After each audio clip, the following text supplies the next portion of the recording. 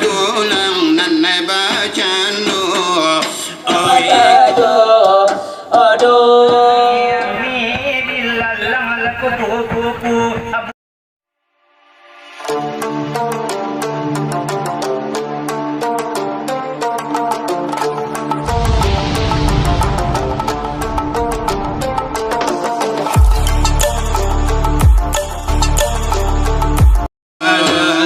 Batam ala desa rupo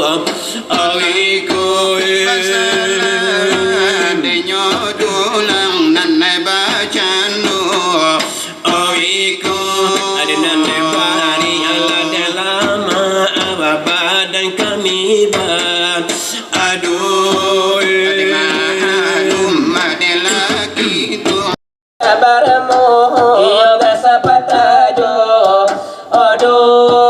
hadirin ala johadi amni billalang kuku lain kababini de urang siko daga tuju amni billalang kuku lain kababini dape calon banyak kutu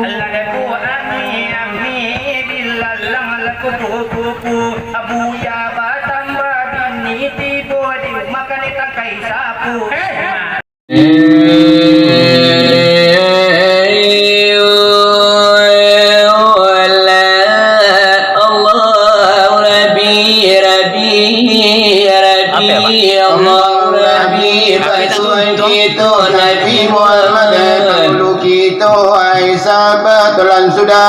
Assalamualaikum nang ka dalam jamuan. Oh dengarkan undang peraturan ni mana Sayyidina Ali nak punya uraya. Mukalah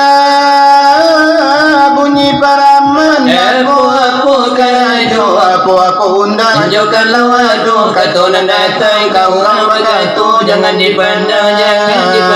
aku baik aku jumpa ngisi ketunjuk nak perlu ditimbang jangan bercandu salah satu orang nan sangai panati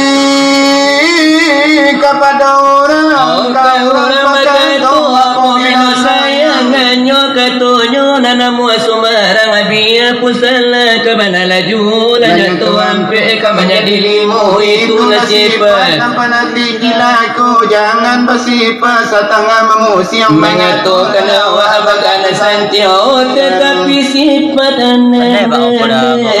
pandai kecil dia pandai menu kawan saya di dalam lipatan tolan mengunti bila lari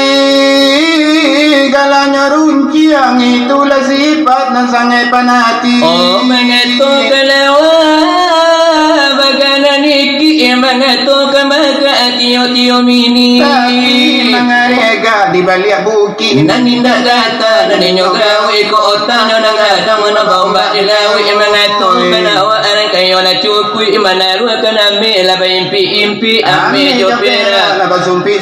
sampai lihat jadi tukar rumpui kilo meninjau sabit jeraji pinggang la kadang daripada paru itulah katunungku